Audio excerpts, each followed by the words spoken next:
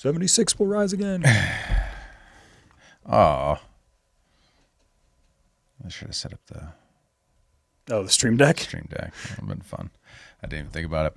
All right, cool. Do. Do. Not the same when you do it, Kyle, I'm afraid. You, David. Shut up, Kai.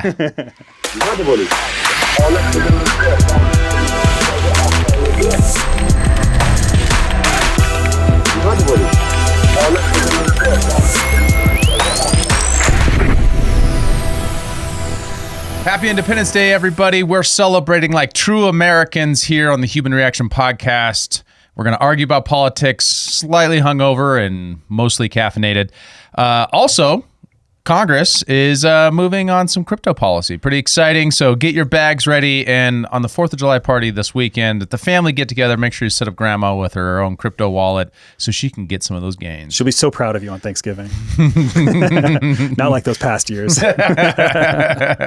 Welcome to Human Reaction, where we're here to dissect all the nonsense in the news and probably argue about things, because that's what we do here, apparently. Dave, what's going on? Yeah, well, first off, leave a comment, subscribe, do all those things. And if you do, Mel Gibson will give you this look. Happy 4th of July. Just two patriots staring at each other. That is a steely gaze. For the audio only listeners, it is literally just Mel Gibson staring into your eyes, and it says just two patriots staring at each other. It's him from The Patriot, which is one of his better movies. One of my favorite movies of all time, to be honest. It's a great movie. Like, that's one of those ones that I put on repeat when I was younger, like when I was like 13 years old, kind of. It was like Gladiator and Patriot. I used to watch them on every trip, kind of a thing. Nice. Yeah, so the BBB is on its way to Trump's desk by 4th of July. The promise has been fulfilled. And we're going to go over a couple things that happened around it that we didn't get to cover in our analysis of the bill earlier this week. We didn't get into the tea. Yeah, the spice, the drama of the BBB, which came out with the bromance between Trump and Elon continuing to separate. And it obviously got caught up into its own media cycle. Well, and we kind of speculated a bit at the time that the beef originally started that this was probably kayfabe and largely fake or overly exaggerated. But as time has gone on, that because my prediction was that today we would see Elon in the Oval Office. Yeah. And if that's not the case, I'll admit that I was wrong. But that was my original prediction, was like we were going to see a cleaner bill form. And in some ways it's cleaner, in some ways it's not cleaner. And we were going to end up watching the bromance kind of slightly get re-amended, although we did think that Elon did have to separate himself from Trump for some, a bunch of economic reasons. Yeah. Board investor pressure, bank pressure, all this kind of stuff. It was funny because in the aftermath of all that and all the drug allegations, Elon's board clearly made him take a drug test and post it on Twitter. Because remember, he posted that he was like clean on drugs and stuff. So that is Can't kind fake of those. Yeah. A bag of peas, not just like $25. He can't afford that. I don't know where he's going to get it. So who knows? But who knows? But it is also funny because Scott Besson has been doing a lot of media tours, and there's been a lot of questions about so the body checking, did it happen? Did it not? And there's been a lot of questions about, because that was an allegation. That was the allegation, is that the black eye was that Besson gave him the black eye. Wow. After an argument in the White House. Huh. And Besson, I saw clips of Besson being asked about what are the differences between you and Elon? And he's like, well, Elon, we have our differences obviously, but he's more of a Viking. I'm more of a ninja. That was the types of, so there's a bit of a discrepancy on how we approach things. He was very cordial about that stuff. And he's like, you can't believe everything you see in the news, that type of stuff. So it's did that happen? I don't know. This episode is brought to you by Revved Up Promo, the official apparel partner of Human Reaction. Revved Up is a premier full-service shop specializing in laser engraving, screen printing, and embroidery. Not only are they now making all of our apparel right down the road from us, they can do the same for your brand and ship it to you anywhere in the world. Revved Up helps you navigate the extensive universe of merch options and uses state-of-the-art techniques to showcase your brand in its very best light. So if you want to support our show and our generous sponsor, you can now do so by buying our merch and by turning to Revved Up Promo for your own custom apparel needs. Reach them at revveduppromo.com. That's with 2 V's and 2 P's, or just check the show notes for a link. Who knows? Speculation. So CNN did some coverage of it with the on the beef between the two, and Donald Trump had some comments. Defund and deport. Those are two things President Trump say may happen to his former ally, Elon Musk, after Musk, the richest person in the world, threatened to fund primary campaigns against any member of Congress who votes for Trump's so-called big, beautiful bill. I don't know. I think we'll have to take a look. We might have to put Doge on Elon. Doge is the monster that might have to go back and eat Elon. Wouldn't that be terrible? He gets a lot of subsidies. Trump referring. So. Yeah. So he's kind of blending a couple things that's weird. There's two things that are being blended. Yeah. Doge can't deport. I don't think he was suggesting that. I don't think that's actually what he was suggesting. Is like I think he was looking more so at is like maybe Doge should look at his financials kind of a thing. And right? subsidies aren't contracts, right? Doge ending a contract, a real threat. Why would they end the contract if their mission is waste, fraud, and abuse? Though is the question. So this has the kayfabe vibes because of that. But and it was an interesting move from Elon too, because he kind of initially came in with, we're going to fund primary challengers, and then he's kind of navigated closer to starting a new political party. The America Party is kind of what he's calling it. Yeah, a fourth party or a fifth party. We have a lot of parties in America. Just most of them are irrelevant. Yeah, the only relevant, quote unquote relevant third parties are the Green Party and the Libertarian Party. Yeah. Libertarian Party being the most relevant, and then the Green Party being the next one. Mm-hmm. So this is more similar to in kind of the political mindset that I'm giving to the Reform Party, which was Ross Perot's party in the early 90s, into the 90s. That was a substantial barrier to George W. Bush's reelection. And a lot of people blame for the rise of Bill Clinton. This might feel different. I mean, Elon's a lot richer than Ross Perot, who was very wealthy for his time. But the scale difference is huge.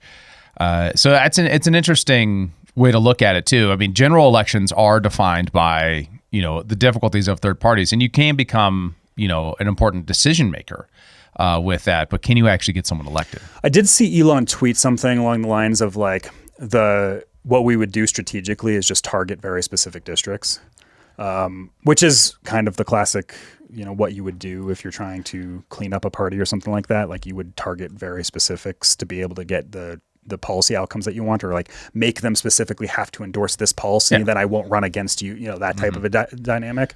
Kind of like what the libertarian strategy was in the recent election. Like they kind of did the same type of thing where it's like, we're going to not run candidates against people that are generally good and positive in our eyes, and we're going to run candidates against people that aren't. Where in the past, it's always been like, we're just going to run everywhere, and then we're going to like spoil elections here, but the libertarians became a little bit more strategic and more there's a faction of them that wants to be. It might be more accurate. I think at least even if you have the opportunity to, if you can just get one senator and 1 to 3 Republicans in the House, or Democrats replaced in the House with an American Party candidate, you have a substantial opportunity there. I mean, like that's what the margins are right now. They're super, super tight. What we probably will see in 2026 is Democrat momentum. The big, beautiful bill they claim is going to be what they're going to run on now. Medicaid cuts and stuff like that. Tax cuts for the rich. Healthcare is being taken away. Exactly. Yada, yada. So the fact that, this key priority is going to be extended into them building their midterm case, I mean, that's normal. They would do that regardless of what it was. Even if they just did a clean renewal of the Tax Cuts and Jobs Act, they'd probably still do the same thing, right? Because the Tax Cuts and Jobs Act cut across the board, therefore it continues tax cuts for the rich. Yeah. Well, that's just the annoying political game that is going to go on. Is like, no matter what was going to happen, they were going to spin something in some way. Like, and that's just politics. Like everybody does that, right? It doesn't matter which side you're on. Everybody's spinning something in some way. Right. But on the other side of that, is there a case there for the Democrats in the big beautiful bill? it's interesting, right? I mean, because a lot of red states were the ones that were specifically targeted by the Inflation Reduction Act for the green investment stuff. If that goes away, now the people are kind of treating the green energy changes here. I hate the word green energy, but these investments from the left in those industries were targeted towards red states. If they see those go away, and if that has an economic impact, that could see a real problem. That said, a lot of the dialogue about these programs were to off-ramp these rather than just cut. And there's a lot of provisions that I've noted that we didn't really cover in detail because we couldn't cover every detail with our last episode on this. You didn't read 1,000 pages, Dave? I read a lot, but not that much. Where it's a lot about it is avoiding people abusing the subsidies by kind of locking in current investments to maintain the subsidies over time. So if you're currently in the middle of a project or planning a project and you submitted for these things, that you can still execute on those. That was probably done in reaction to these to the structure of the Inflation Reduction Act and how it was structured in red states, because Republicans do not want to lose the midterm elections too badly. With Trump's numbers being up, that's one thing, but will they stay up? We're a long ways from it. But this fall really matters a lot, because it is this thing where we've been in this like ramp up period of a policy blitz, and now that the big beautiful bill is through, like my understanding is a lot of focus is moving towards deregulation and things like that in the future. And that's part of the economic policy goals that are going on. So like, I think we'll feel out where the economy goes in the fall. And that's what I've been saying for months is like, really it comes down to where the economy is. And it's not just like the stock market. Like, it's like, cause like, from the numbers I'm saying, wage growth is up. Inflation is kind of back at manageable levels. Like it's at like 2.8 or something like that. And like the goal is always 2, but it was much higher than that. Measured CPI inflation. Yeah. So like all of those numbers appear to be moving more and more in Trump's favor. And like all the concerns that had happened originally with the trade wars, like everybody was freaking out about the stock market, and the stock market's back at record highs again. So like there was the initial dip. So like all of those things, it would kind of depend on where the Americans are actually feeling in that moment. And, there's time to move in that direction, and we'll see. Like I could see Trump pulling off, just with his favorability of what I'm seeing. Like I could see him pulling off strong midterms for the Republicans, but also just traditionally speaking, midterms usually do not go well for the party in power, because like everybody's like, well, things still are shit, and then they move on. Right. Like let's flip back over to the other side. It's like that always kind of ends up happening. So who knows where we'll see that. And another area that's interesting on Elon being more involved in politics is just the fact that he owns Twitter. Yeah, and like that in itself is X. To be clear. Yeah, sorry to dead name it. My bad. Cancel me. Like that's why we don't get any Twitter views, Kyle. Elon does manipulate the Twitter algorithms, I imagine. Like he says he doesn't or whatever, but we've seen things with Grok in the past and around with like with things that were happening with South Africa. So like he's got that at his disposal. He's got one of the most powerful information spreaders at his disposal, and he is the biggest person on that information spreader. So like that's another area where it's like Ross Perot didn't have that. So like he can cause a lot of damage or help or whatever. Yeah, Ross Perot's information strategy was buying infomercials. Yeah. Like long infomercials with graphs, like physical graphs next to him as he explained the national deficit. Where Elon is a meme lord. Yeah. And that spreads way more viral. and he's got that new media charm to him that they can appeal to people. I think there is an opportunity there. The libertarians are trying to take advantage of that opportunity by saying, hey, we already got ballot access. We can rebrand the Libertarian Party, and it could be the American Liberty Party. Something like that. And that is the thing, because the libertarians do have a branding problem where it's too specifically tied to a narrow ideology. And if they're to get more political influence, I think they do need a rebranding of sorts. And something like this, if they did manage to court Elon and he just injected a ton of money in, like that would be crazy for like, you then have like a third party that is the question probably questionably viable. Yeah. The question to me is whether or not the infrastructure is professional and legitimate, right?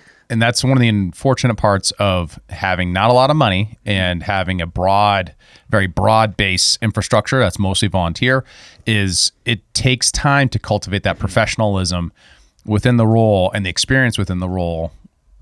And you would need to staff up functionally. And so who's there to staff up a new American Liberty Party?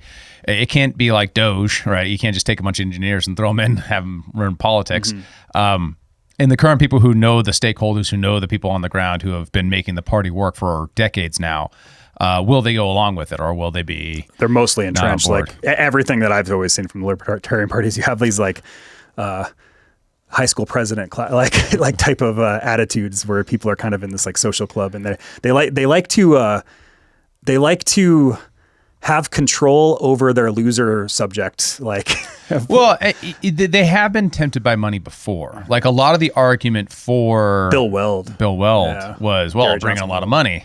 Hillary Clinton's a nice person, former Raytheon person, Bill Weld, was brought into the Libertarian Party. But if they could tolerate Bill Weld, they should be able, if they're at all consistent, should be able to tolerate. I think a lot of that Elon. was just like Trump derangement syndrome, though. That was more so what the toleration of Bill but Weld. he's fighting with Trump right now. Yeah. So like, but Elon's like a different thing. Like Bill Weld was just this like he was this nobody that nobody knew who was part of the military-industrial complex that was just not the boogeyman Trump, because everybody was afraid of Trump at this time, and it was like this wild card that everybody was afraid of. Well, and a former governor, a political insider from the Republican Party. Like that's who Bill Weld was. I mean, to actually go off something that you just said before that too, was on the infrastructure.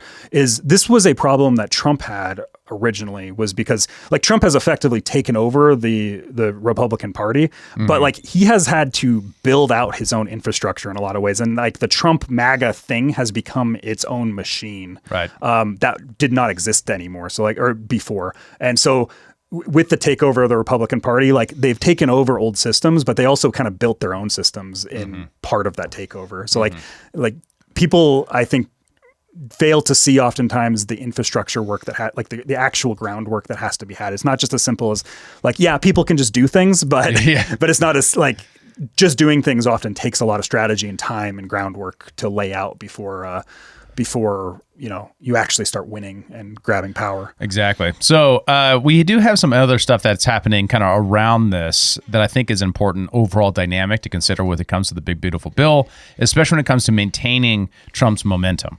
Now, the BBB is largely being sold amongst many things, right? Tax cuts and jobs are one of them, but one of them is justifying the spending in it is being done on mass deportations and how important those are. A lot of the ones we covered last time was centered around that, like new investments in Department of Homeland Security, the AG's office, and in ICE is a large part of the spending, on top of the military spending, which is now over $1 trillion once this bill passes, in the like baseline budget of the Pentagon. At the same time that's happening, I'm also noticing this interesting trend of Trump kind of signaling support for an amnesty program of sorts. And he's been signaling that for like a month now. Which kind of boiled underneath the surface because there's so much going on, right, around Israel, BBB, all that kind of stuff. But I think right now is a good time to look at it because, he talked yesterday in July 3rd about at the Iowa rally, about this, right? So let's check it out. And we're working on legislation right now, Susie, right?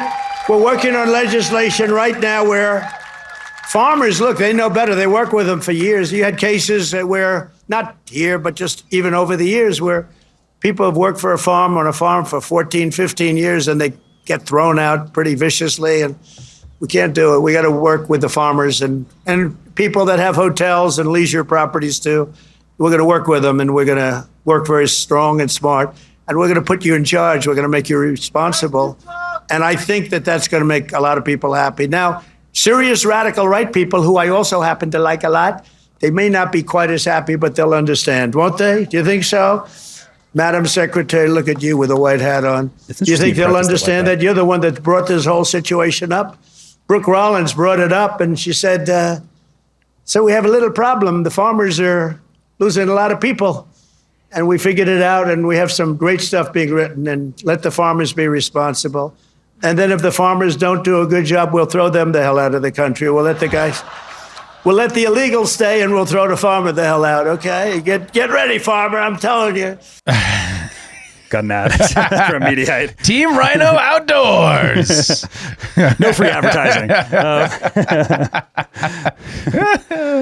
Well, so like that's interesting, and it is interesting that he prefaced the statement with, so, a lot of people on the radical right, who I like, aren't going to be happy about this because that was the original truth that he put out about a month ago, I want to say, was I'm getting a lot of words from the hotel industry and the farm industry, and they're worried about the employment side of things with these policies. And so then he kind of teased out this idea, which had a lot of like MAGA really furious on Twitter, at least the loud people on Twitter, of being like, no, we want mass deportation across the board. Yeah. And it's actually kind of funny because I think that this is probably more in line with both of us on immigration policy, is like we're a little bit more open to like opening up some pathways to like non-criminals and things like that, like opening up a little bit more convenient pathways, because one thing is just like deporting everybody is like, that's a monster of a job. So like focus on the criminals and then find other pathways for people that are actually like contributive, because not all illegal immigrants are necessarily like like cartel members or something like that, sure. But like there is also like the statement, and a lot of people are like the rule of law and things like that, of like these people did cross illegally, and like that's and so the exploitation is inherent in illegal immigration, especially, right? I mean, from a worker protections point of view and a civil liberties point of view for the immigrant. You're right. I mean, I do wonder to what degree these industries are being highlighted, because one, Trump's personally invested his empire in hotels and leisure industries, right? So that will be a major like sticking point that's just going to sit there. I don't know if the MAGA right will attack him from that, but I bet the left will. Oh yeah, 100%. And that kind of self-servingness is gross in American politics. It puts the left a little bit in a weird position, because like, though, if they were to attack him on that, because he's giving them kind of what they want. Yeah, like that is kind of a weird. Because it's an embassy program, but I mean, it's a normal position, right? Excuse me, sorry.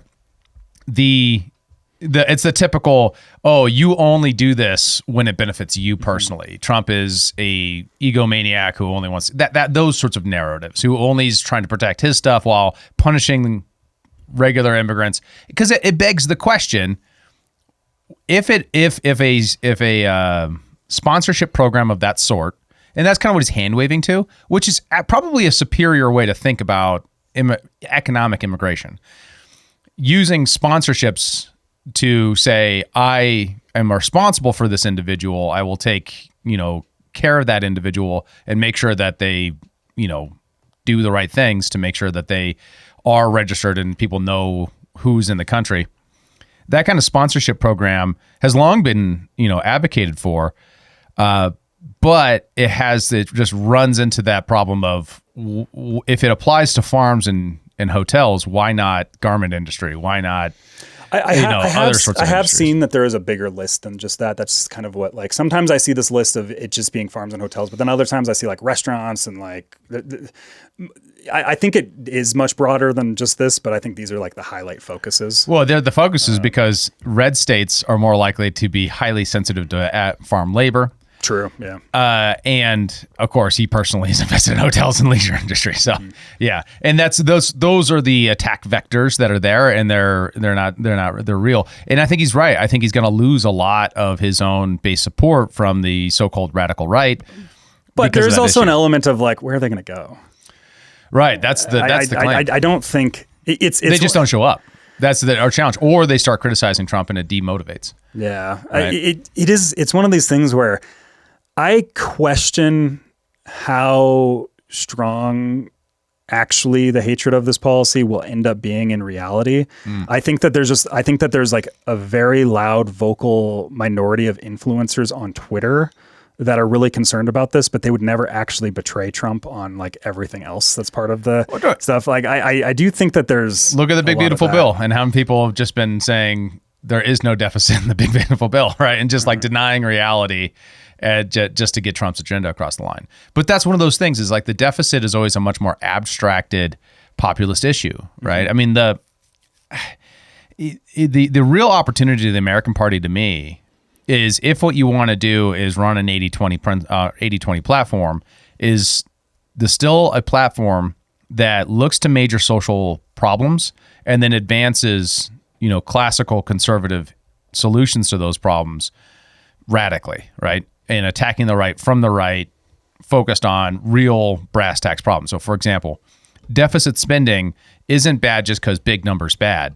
Deficit spending is a problem because it drives inflation, which is the number one cause of the pressure on low-income and middle-income families to struggle.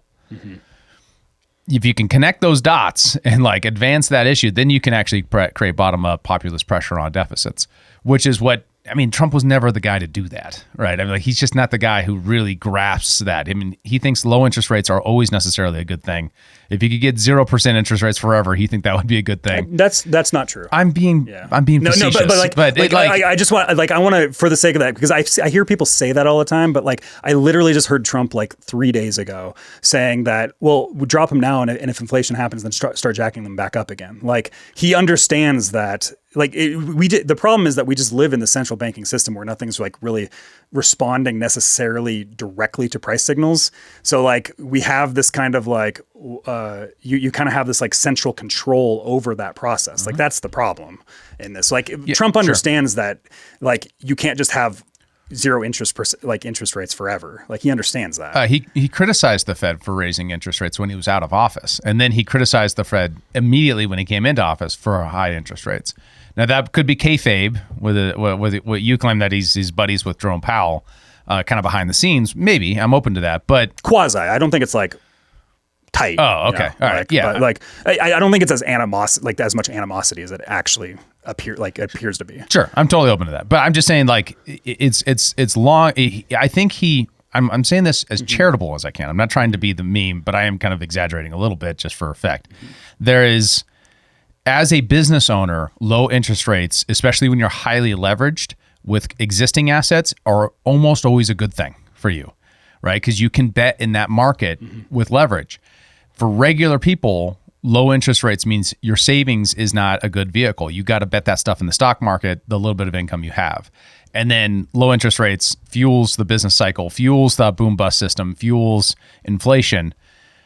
So and a lot of that inflation, looking at CPI, is still hidden, right? CPI is a proximal measure using a lot of things that are very soft, very easily criticizable for how people actually experience the economy versus what we measure when we measure inflation. CPI is a bad measure of inflation in general, in my opinion. Yeah.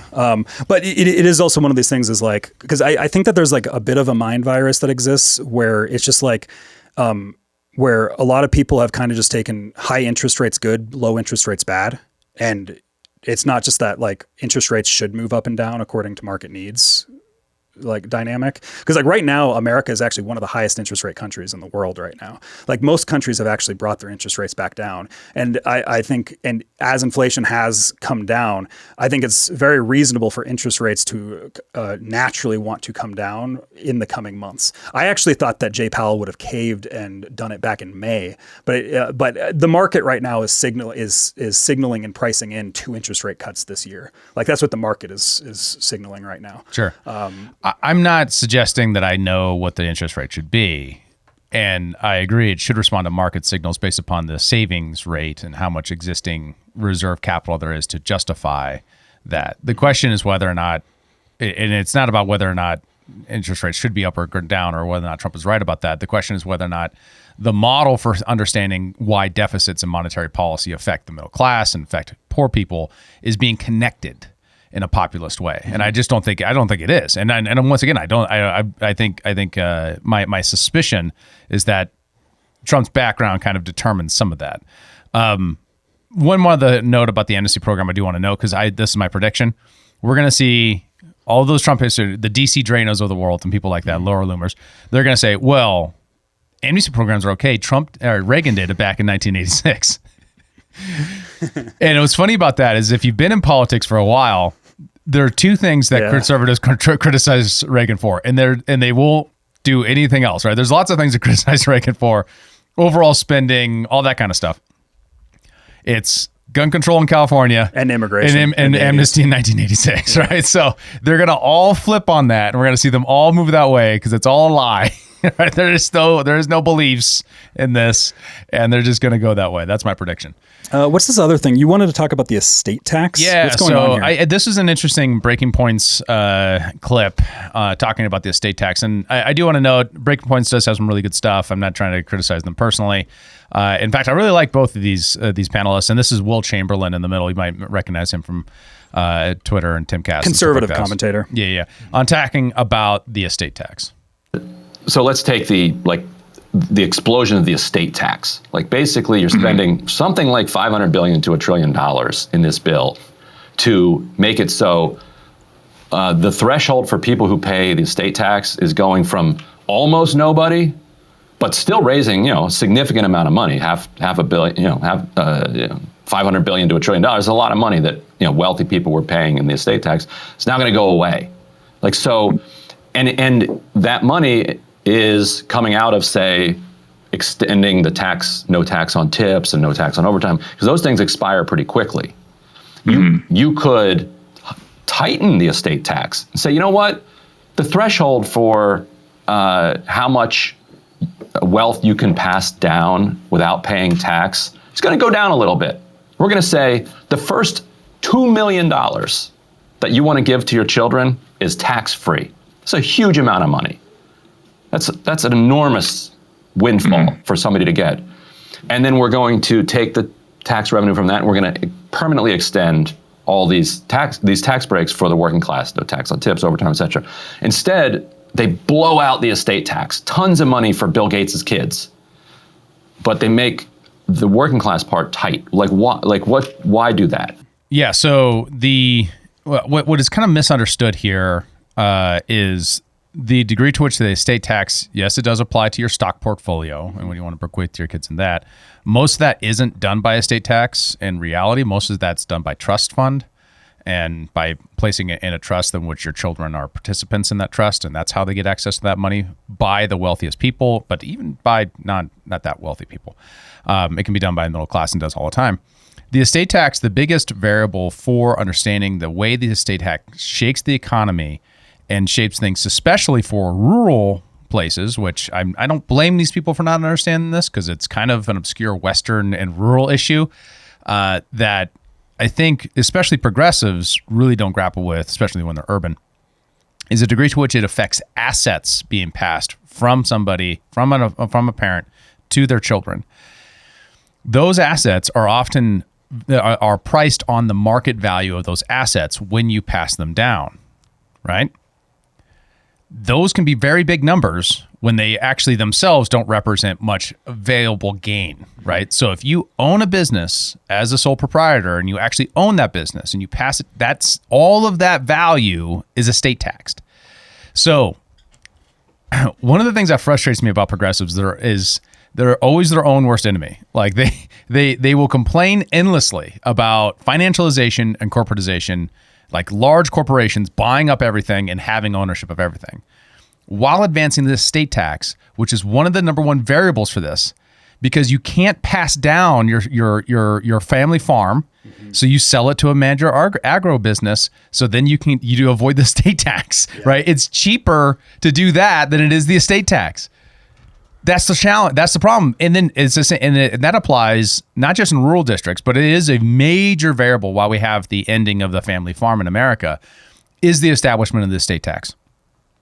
Second part of that is even if you're in a more urban place, if you have a business that's making something that has equipment and material that you have value in, not just a brand, the brand is valuable too, but the equipment and material that actually does the thing, the widget maker itself, and you want to pass that business down to your children, you have to go through some other financial mechanism other than the estate tax, because if it's worth more than the estate tax, you are punished so heavily. Yes, it raised funds. Yes, I'm concerned about the deficit, but man, you progressives, you have to understand that you're advocating for a high estate tax. You are yourselves participating in the consolidation and centralization of the economy into large corporate holdings. Yeah. Like in a lot of ways, you actually kind of would expect, let's say you own a family farm or whatever, and because of the tax, it ends up being kind of untenable to hand it off to the children and then you sell it off, you're probably just like selling it off to like some big corporate entity or so, like very likely it ends up coming in and buying up the spot, you know? Yes. It's kind of, That's the most common story about why we have an aging farmer population, and we have the large agricorps are getting even larger all the time. This is probably the way actually that, because like, you know, you always hear about like old money, like you have like people have been here for however many years and they've old money and it's been passed down. Like that is kind of the story of how your family gets wealthier and wealthier throughout generations, is being able to pass down the wealth accordingly. Like it is in a lot of ways the way for incremental growth across generations for families to kind of grow out of poverty, is being able to pass down accordingly. Right. Yeah. I mean, this is a classic, Milton Friedmanism, but I think it's true. People, especially when you're a parent, you understand this better than when you're not, right?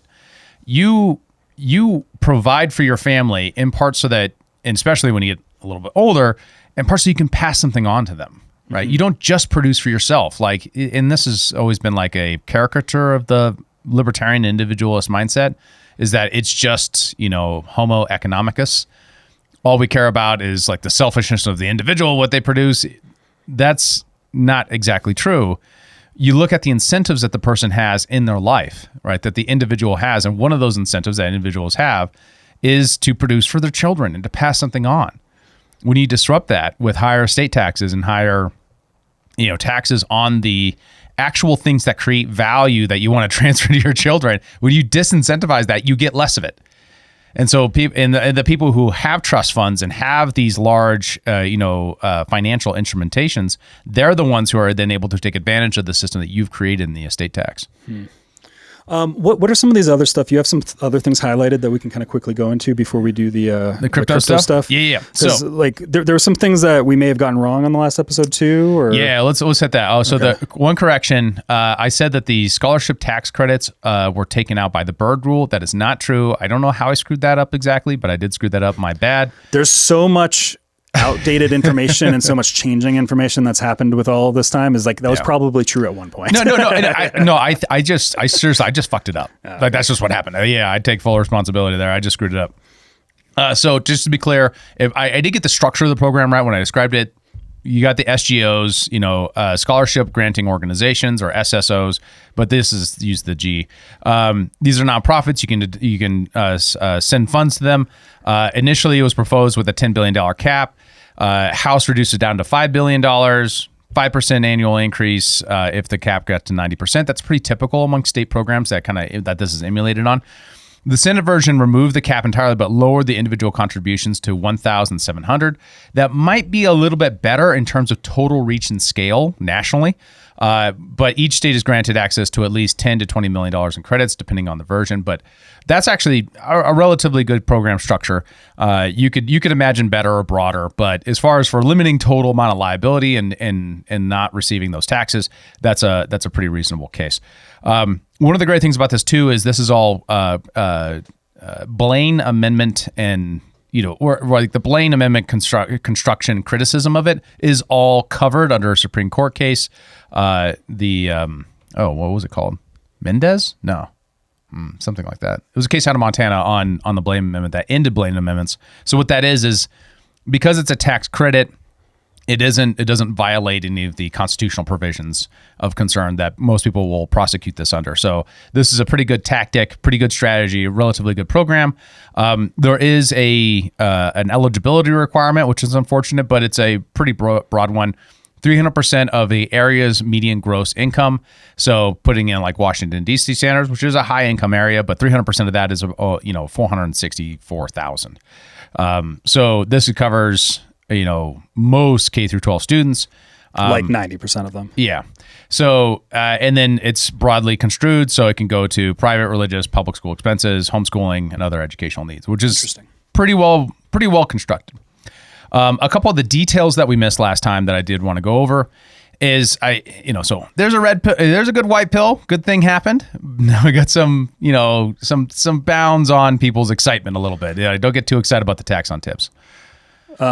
Well, yeah. So, and actually, they kind of preface this in the video about the estate tax is why are there not bounds on the estate tax was his criticism, but there's bounds on this. So, because the taxes on tips, it offers limited deductions with caps of $25,000 on tips, and then taxes on overtimes, it's up to $12,500 on overtime. So it excludes high earners from that.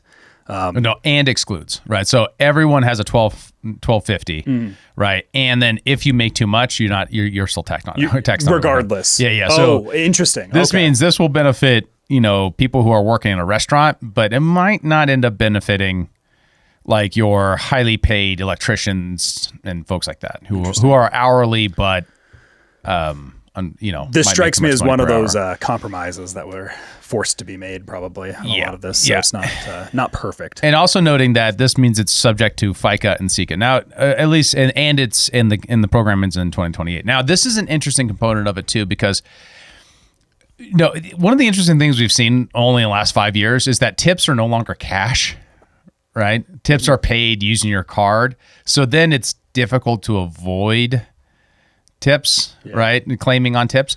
So typically tips were direct cash payments. So it pretty much never got into the financial system for the auditors, the IRS to ever see. So that you usually didn't pay FICA or SICA. These are our employment taxes on your tip income. So now that we're seeing that, I see tax on tips as kind of a response to that trend, right?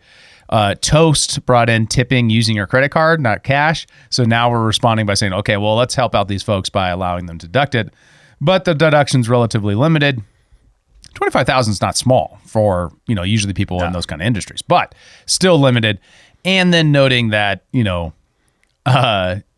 still makes a lot of sense to tip with cash because then they don't have to pay what is usually actually one of the most punishing taxes people pay if you're a day laborer or you're working per hour is FICA and SICA, right? Is it going to Medicaid, Medicare, and Social Security?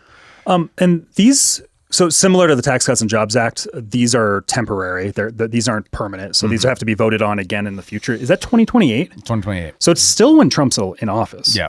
That's interesting. Yeah. Because with the Tax Cuts and Jobs Act, we went from 2017 to current year.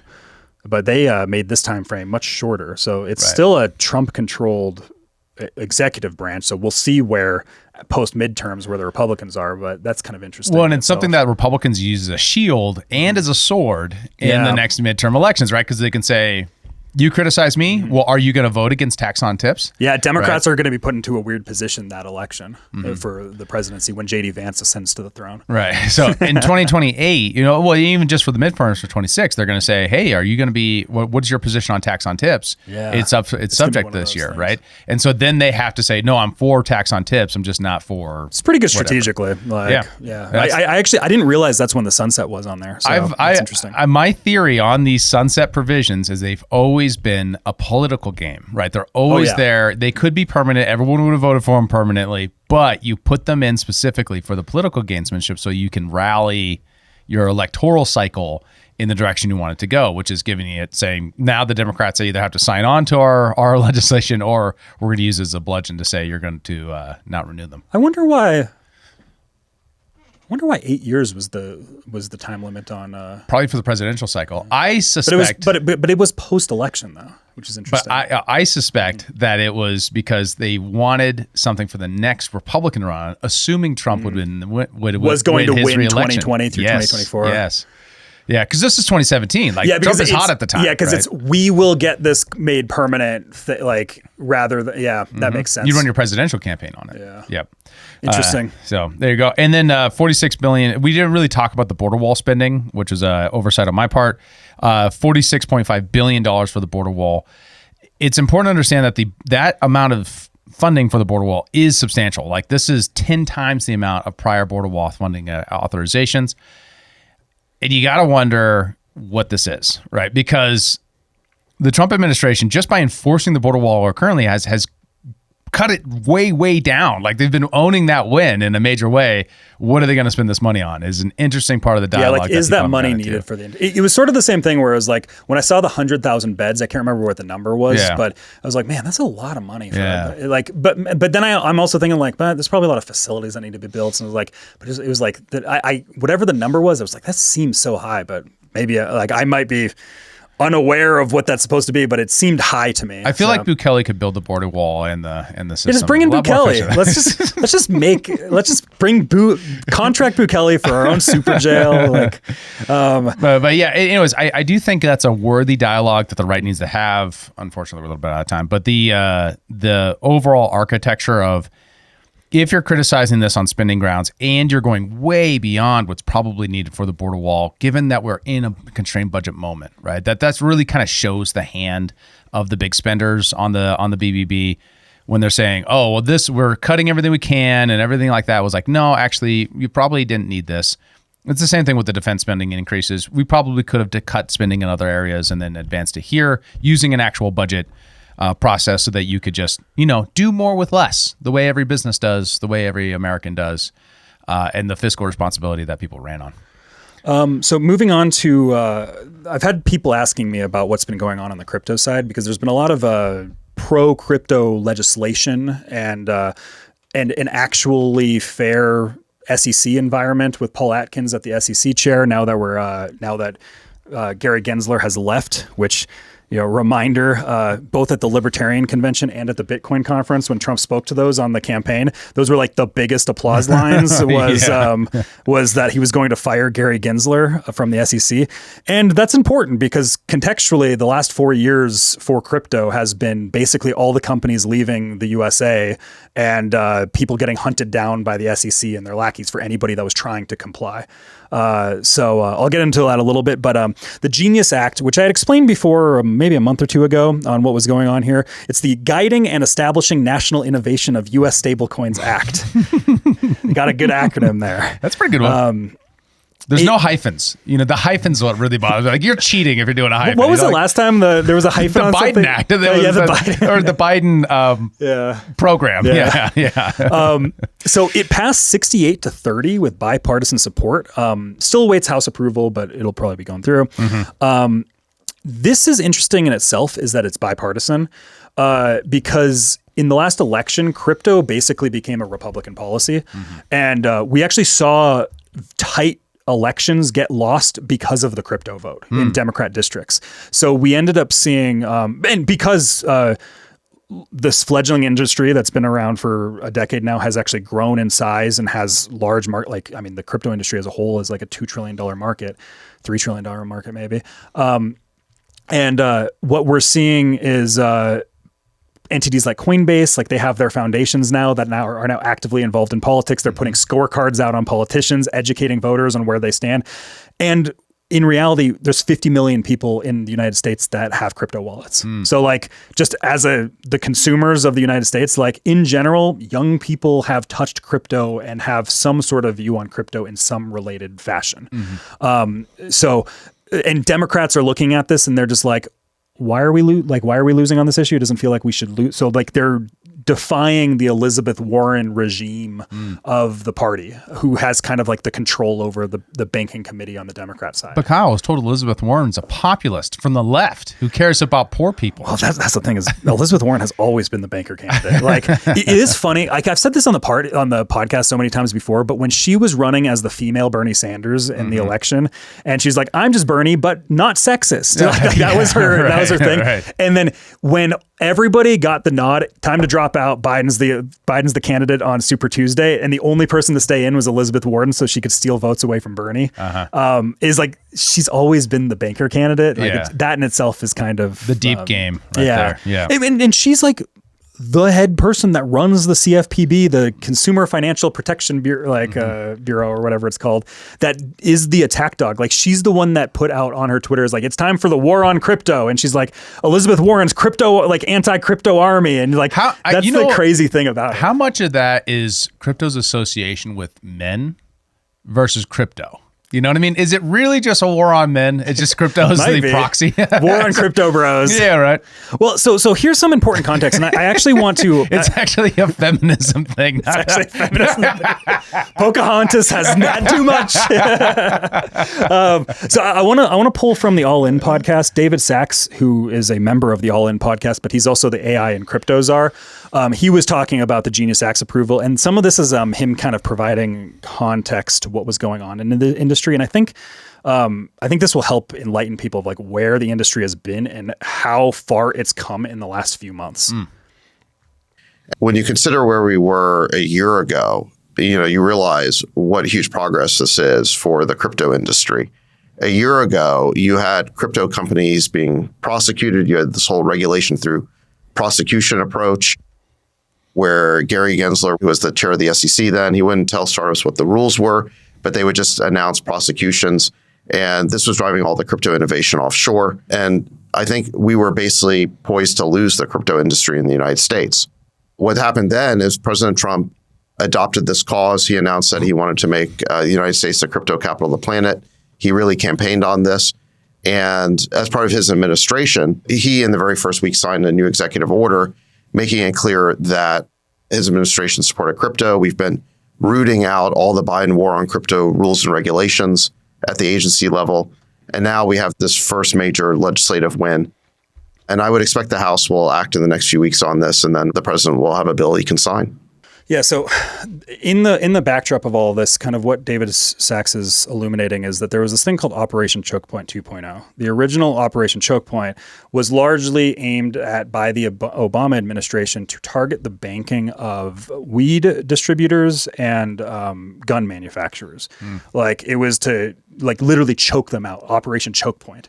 And then this model kind of became not used in name, like they never used it by name, but it's became the popular term for it, is Operation Choke Point 2.0, where it was squeezing out the finances of anyone involved in the crypto industry. Like if you're a startup, if you're trying to do some sort of like bank competitor, if you're trying to start up an exchange or whatever. And it got so bad that at the point where the SEC is like, crypto industry, we don't have to be enemies. Come in, talk to us. Come in, bring your guys, we'll talk to you. And then when in the meetings with Gary Gensler, if he took the meetings, they'd have like the SEC enforcers there writing down everything that they're doing at the industry. And there's like, well, this is the stuff that we're doing. And like, this is the stuff that we need help on. This is the stuff that we need clarity. Then they'd go back 24 hours later, Wells notice. Yeah. What's a Wells notice? Just like a warning that we got the eye of Sauron is upon you, and we are going to be pursuing legal action against you for violating laws that there's no clarity on. Yeah, right. Which has a tremendous economic effect, right? Yep. It pretty much says if you're going to invest in this company, it's gone from one rate of risk to a exponentially higher rate of risk, right? Because now you have the government; they might be out of compliance. Yeah, and right now, so we have Paul Atkins is a great SEC chair right now. We have Bessent and Lutnick at the Treasury, and the Secretary of Commerce have also been very great on crypto. Pudgy Penguins is an official White House crypto advisor, which Nice. like the company, which is weird, but that's the company I invest in, so I'm happy. Yeah, there you go. But so you end up having this like everything's like super become very pro crypto, and it's also becoming bipartisan in a strong degree. So what's actually in the bill is there's a lot of people that have opinions about the bill that's just like the bill doesn't tackle that. Dude, I heard it's going to implement a Fed coin. Yeah, Like CBDC kind of thing, right? Yeah, that's what it's all about, actually. That's that's the real reason for it. I think that is a future battle. I don't think that is this battle. and that's where everybody's kind of like framing things up like that's the battle we're fighting right now is like, no, all that this battle is right now is that it's trying to encourage stable coins to become and the companies to be brought into the US. Like very much what we're probably going to end up seeing is Tether going public in the US. Like they're probably going to move all their operations to the US in the future and going public. Okay. And it requires stablecoin issuers to go under audits and make sure that we know things are backed one-to-one with either actual cash or like liquid cash equivalent items like bonds. Okay. Is it a private audit or a government audit? Government audit. Okay. Yeah. Because right now there's like kind of these like weird third party audits and things like that. So like, and I believe my understanding is that falls under the regime of the Treasury. Like the Treasury is the one that's supposed to be looking at that. So that falls under like Bessent and those types and whoever the future Treasury secretaries are.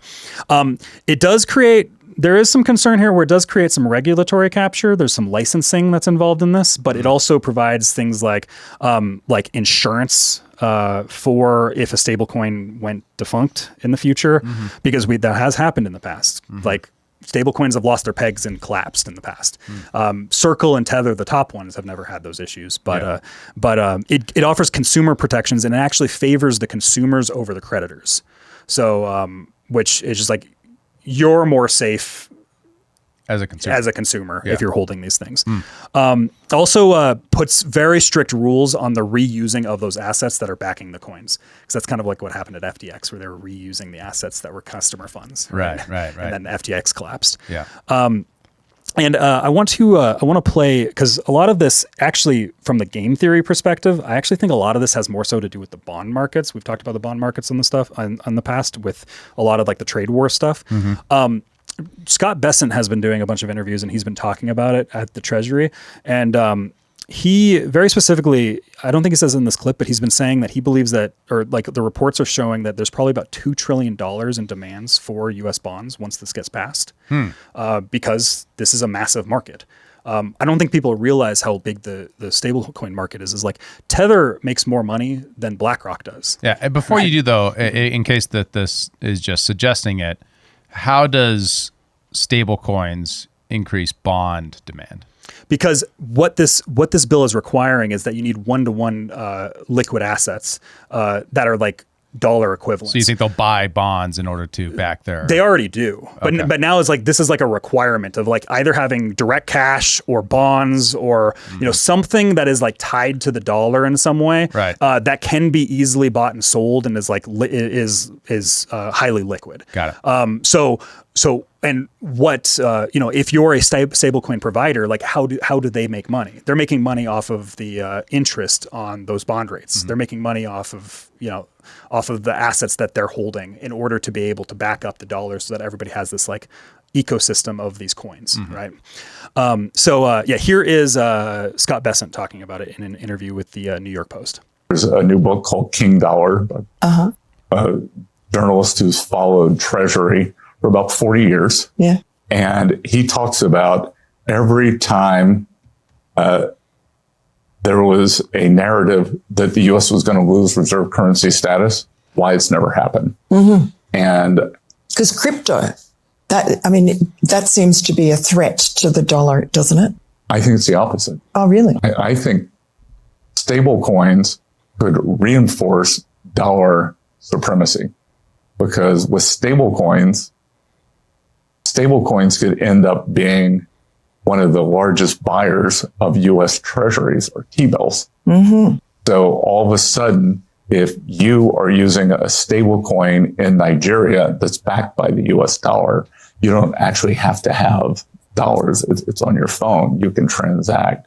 So I think there's a very good chance that crypto is actually one of the things that locks in dollar supremacy. And is that why it was crucial that Donald Trump get involved in crypto rather than trying to constrain it like Joe Biden was? I think constrain's too mild a word. I think make it extinct. Oh.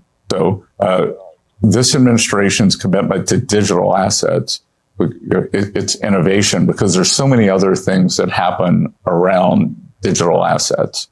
And also, it's one of those things that it's one of the most important phenomena that's happening in the world, and the U.S. just ignored it. Yeah, so I can see where he's going with that. He's saying like, yeah, maybe Bitcoin competes with the dollar in some way, or was meant to.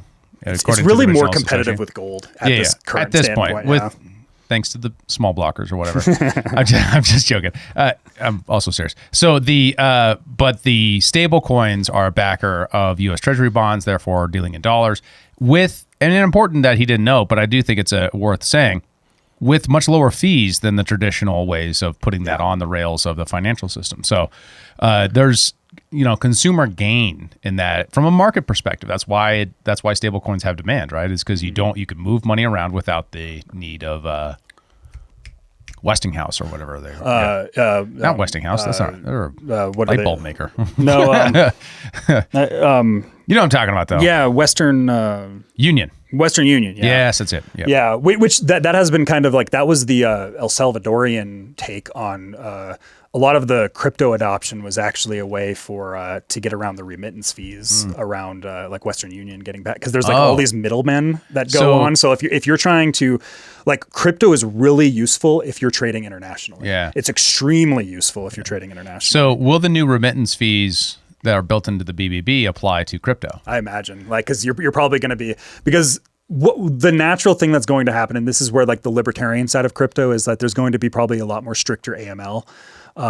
anti-money laundering law, KYC, know your customer, which is like the thing where when you go to a financial institution, like if you're signing up for Coinbase, like this already exists on all of the things, like anywhere that you're buying crypto, like from a centralized place, you're already giving your social security number like you would a bank. Like that's just kind of, the unfortunate thing from a libertarian perspective. That approach has been far more successful. Now, what I would like to have seen is if the Genius Act had some kind of regulatory sandbox or something like that so that you could still have those spaces for innovation so you don't get a lot of centralization, which is where this will probably lead to is a lot more, a couple big cryptocurrency companies who are licensed, who are running stable coins. But if you got an innovative new idea, that might not fit in, especially with different administrations. So a regulatory sandbox could be one of the things that would prevent for future administrations from doing what the Biden administration did. And that's what my understanding is. That's what a lot of the there's some real champions on the crypto side in both the House and the Senate. Tom Emmer, the House Majority Whip, is a big guy on the crypto side. Cynthia Loomis out of Wyoming in the Senate has been like the champion for the Republicans. As well as Kirsten Gillibrand on the Democrat side. She's been exceptionally good for the Democrats on this issue.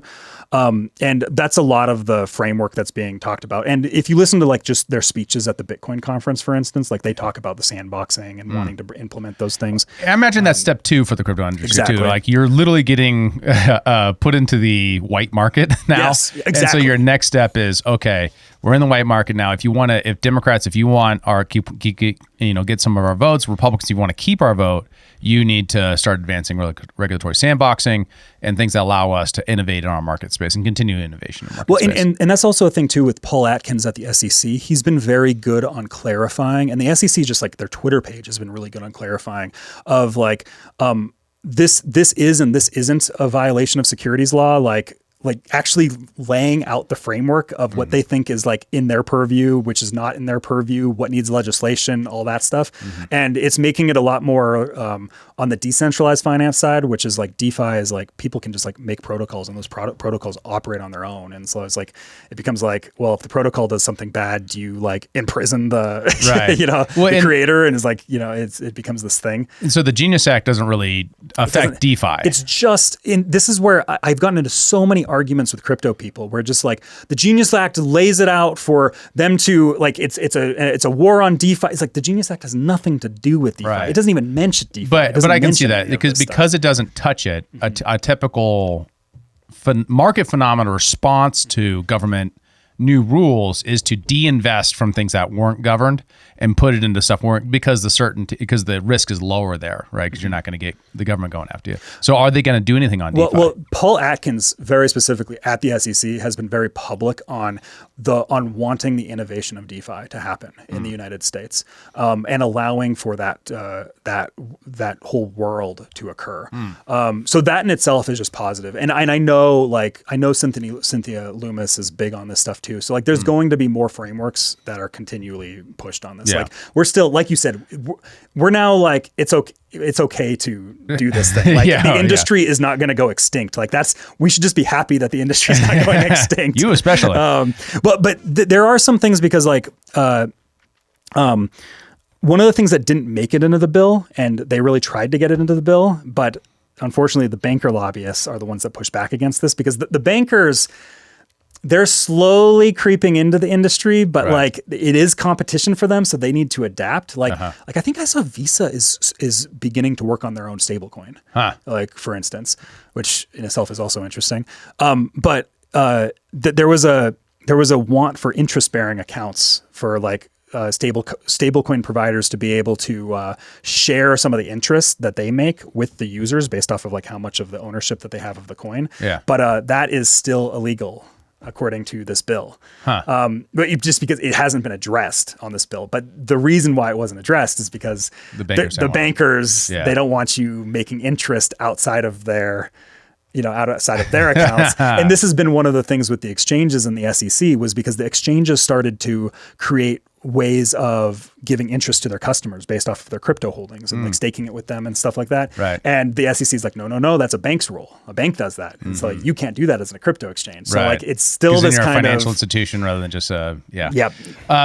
It is interesting to me, the hypocrisy in that space from banks, right? Both on the interest bearing that, but also in requiring 1-to-1 when we don't require banks to do 1-to-1. Isn't that interesting? Right. So fractional reserve banking is one of the phenomena, the downstream phenomena of interest rates and bank loaning processes where the money supply grows by leverage and by, people taking out loans as a secondary consequence. Now, there's long been a libertarian critique of that says like, hey, when I put my money in the savings account, I actually just want you to hold it for me. I don't want you to loan it away to somebody else who's not there. People don't realize what banks actually are. Is that they're loaning out your money and things like that. Yeah. So, but then they require that of the new competition. Like you have to be 1-to-1, but we don't have to be. Because even your checking account money is just on the ledger that they can then use as their assets when they claim for their leverage when they want to go play in the stock market. Well, that's why these things exist. That's why banks go bankrupt, guys. Well, and that's the thing about crypto is because of blockchain, you know exactly where all the money is. Yeah. Like that's kind of the nice thing about it is it's a public ledger. Like you can see, like it's pseudonymous, but like you can see this wallet has this much money, this wallet has this much money. You don't necessarily know who that each person is that owns those wallets, but you can see it there. So you can look at like what will become standard practice. And this has become more of a standard practice in the crypto industry as a whole, especially after the FTX collapse, is that it's become very standard for exchange. Like it's pretty much like you shouldn't put your money on an exchange that's not publicly showing their reserves. Like that has become the standard practice for all exchanges. Are you telling me that market failures produce better institutions? Yeah, I am telling you that. Holy cow. Who saw that coming? There's one more thing. This is actually a different bill that's coming in, but it's currently being introduced by Senator Lummis. But this is where, like, the time is now for crypto adoption. Like it's been this nascent industry for since 2008. So, it's been a while. It's taken a while to kind of get here. And it's had its roadblocks, but Senator Lummis has an interesting bill that provides a de minimis exemption for crypto transactions. What that means is transactions under $300 are non-taxable. Like in a single transaction. Yeah. Up to annually $5,000. So you can Not bad. So she wants to get it higher, but this is the compromise That's position, a great right? start. I think for your average crypto user, that's a pretty goddamn good start. And it gives more incentive for your coffee shop to accept crypto payments and so on, especially we're talking about stable coins. And it provides competition to the centralized money movers like Venmo and things like that, where, one of the reasons why people won't take my crypto is because they then have a taxable liability on it, right? They're like, I don't want to deal with that. Yeah. When they could just accept it by Venmo and there's no taxable liability. So this would provide much fairer competition between those different kind of technologies. Another area is that there's been double taxation on crypto. If you are a staker or a miner, or there's some sort of like crypto awards that you're receiving, anything that's like crypto awards related, it's a taxable event upon the time of receiving it, which is kind of like crazy because if somebody else gives you an award, like that can be a tax bomb on you. Wow. Like which is kind of like a dangerous tool right. That existed. Those taxes are now going to be deferred, so there's no longer double taxation. Would be if this bill advanced. If this gets through. You said are now. It's sorry. I don't want anyone to think like this is happening. It appears to me that this bill is going to be going through, but like, cool. Just wait on that. So, but it's at the time of selling is when the taxable. So like if you mine the coin, the taxable event is if you're a crypto miner, like if you mine Bitcoin, it'll be selling the Bitcoin. before you got taxed at the point of getting the Bitcoin mining reward, and then when you sold the Bitcoin. Why didn't they change that by rule though? That seems like a rule decision change of when the taxable event happens. I'm not sure. I'm not sure the specifics on how the policy is going down, but it's part of the bill, you think it would rule that immediately and then change it by legislation. But I get it. It's complicated. That's that's why I never take anything off stake. You just leave it there because you don't want to just keep doing the thing. Don't want to get more liability. So now if you've been waiting patiently like a good little boy, you're probably going to be able to defer that. And then there's just like general cleanup of rules around like charitable giving, and like there's like all these different rules. They've closed some loopholes on tax loss harvesting, which I think will bum out a lot of people. Like before, you could play games of like calculating your losses and then to avoid taxes and stuff like that. But I saw something about that on a podcast about like selling your Bitcoin at a loss at the end of the year and then buying it back at the beginning of the year. Sort of in order to like bring taxes down and stuff like that. People do that all the time. There's AI applications that help you with that for your taxes and things like that.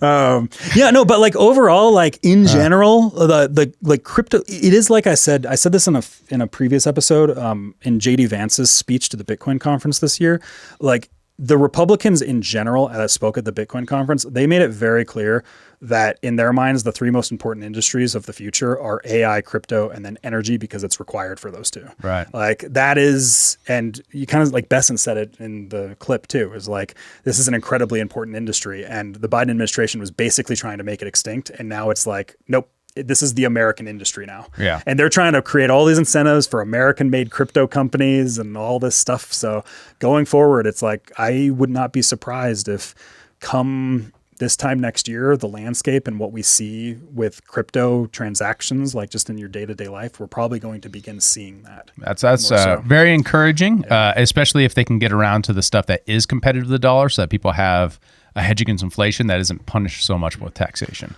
Well, and that's also the other thing is like, we do have there is a Bitcoin strategic reserve that the United States has right now, right? Right. Do they get taxed if they sell it? Does the government get taxed?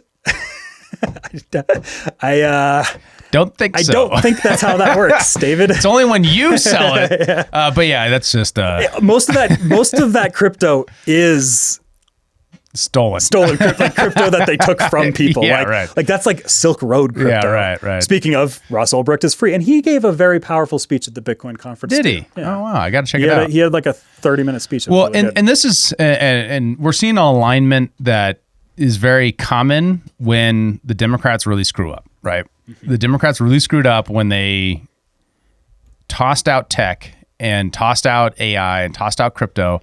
I mean, the broader tech movement moving to the right is a tremendous development that the right wing is trying to contend with, right? You got the MAGA people versus the tech bros. Fighting against it. Yeah, the populists versus the, what do they call them? The bro, it's like a bro and a plutocrat in one word.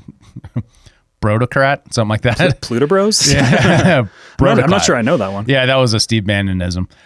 But this whole dynamic is the power of the Republican Party at the moment, to the degree that you're bringing in people who have money, a large interest group, and folks that are aligned to your cause.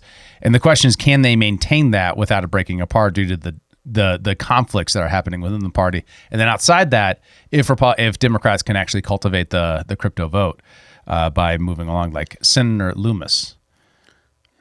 Yeah, no, because like she is like known as the crypto senator, which is just kind of interesting. And Wyoming is like the biggest safe haven for crypto in all of America. They're the most pro crypto state.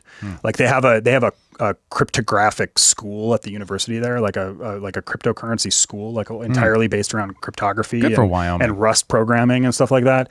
And they are the best when it comes to state legislation on. And it's actually also, you have all these states now introducing bills for their own Bitcoin reserves too. Oh, really? Like I think Texas just signed into law a Bitcoin strategic reserve. There's a few other states that have now too. Like, so I mean, it's where the world's heading. And like, this is going to be like, it's going to be as significant as a transformation as moving to credit cards. And I think that it's going to be a generational thing. Like you shouldn't expect your grandma to get into crypto. But don't take my advice at the top of the podcast. Yeah. But like, if you're anybody that's kind of tech savvy, you grew up in the internet age, like I think it's going to be pretty normal to see crypto adoption across the board. Like in the same way that, I mean, like a lot of kids just use like Venmo now instead of credit cards or whatever. Right. Like it's the same type of thing. Like we're just watching that transition happen in real time. And the government had to act on it eventually, and this is the opportunity for hopefully a shaping of something that doesn't consolidate the marketplace into a couple major players. And my interest is we're looking at this is you got to a way to orientate to think about this.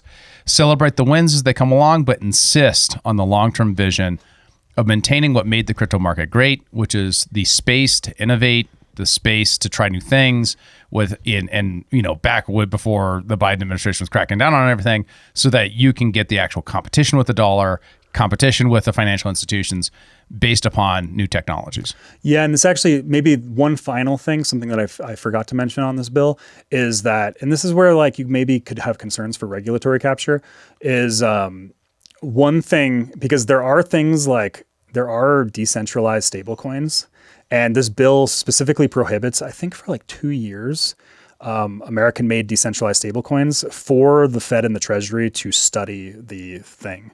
But it is this problem. Okay, where, so that's the sense in which it's anti. Yeah, but like that's not DeFi per se. Like Yeah. it's kind of a different, like it's like DeFi adjacent. But it is one of these things where we have in the past seen like Terra Luna collapsed, and that was a decentralized stablecoin. There's evidence that suggests that maybe it was assassinated and in the peg breaking, but it collapsed during the FTX phenomenon. So there was a big contagion that was spread.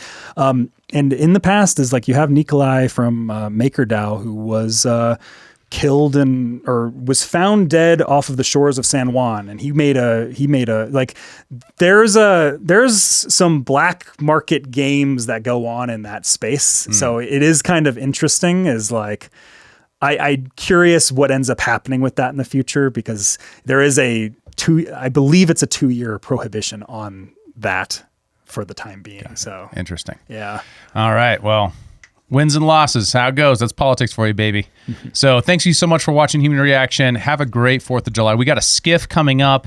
We're going to be giving our look back, our look forward on Iran. Am I a Panican? Is Kyle a Trustakinian? I'm telling you, leave the branding decisions to Trump. We'll guys catch you in the skiff. If you want to become a member to see all that great stuff and get our whole backlog of all of our members exclusive analysis, the skiff is usually a little less newsy, a little bit more large, kind of step back and look at the big phenomena type episodes. If you want to become a member, go to humanreactionpod.com, where you can sign up on YouTube or on Substack to get those episodes. Thank you so much for watching. We'll catch you guys next time. Peace.